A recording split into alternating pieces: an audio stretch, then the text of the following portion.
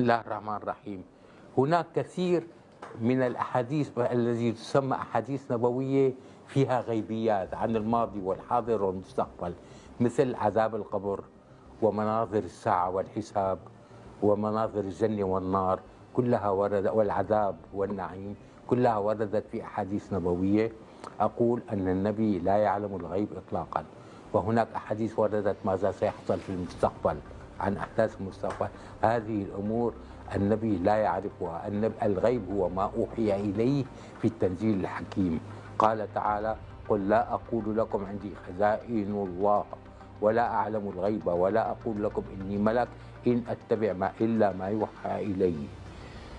وقوله تعالى: قل لا أملك لنفسي نفعا ولا ضرا إلا ما شاء الله ولو كنت أعلم الغيب لاستكثرت من الخير وما مسني سوء إن أنا إلا نذير.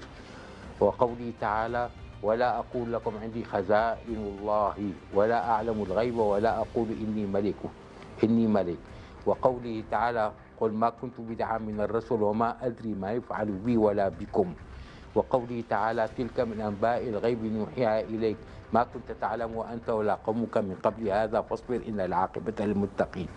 كل هذه الآيات جاءت لتبين لنا أن النبي لا يعلم الغيب، وأن الغيبيات التي يجب أن نؤمن بها هي الغيبيات المذكورة في التنزيل الحكيم، أي غيبيات القرآن، لأن الغيبيات كلها مذكورة في القرآن.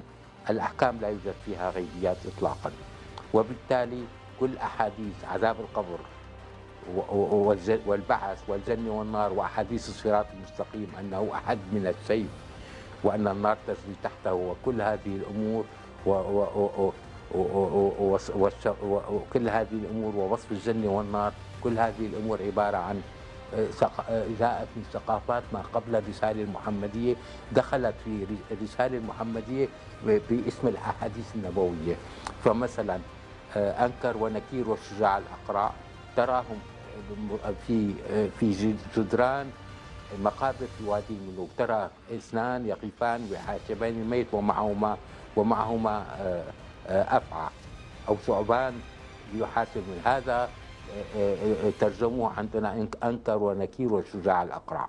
لذا فمفهوم عذاب القبر ومفهوم وصف بالمعراج أن هناك أناس معلقة من شعورهن ونساء معلقة من أثدائهن، كل هذا كلام ليس له معنى، كله عبارة عن ثقافات سابقة دخلت في الإسلام عن طريق ما يسمى بالأحاديث النبوية، وعلينا أن لا نأبه بها إطلاقا، وكل شيء غيبي علينا أن لا نصدقه، ولا الشجاع الأقرع ولا أنكر ونكير ولا المهدي المنتظر ولا الأعور الدجال.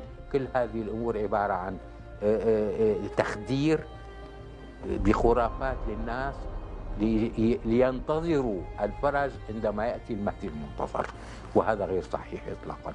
والسلام عليكم ورحمة الله.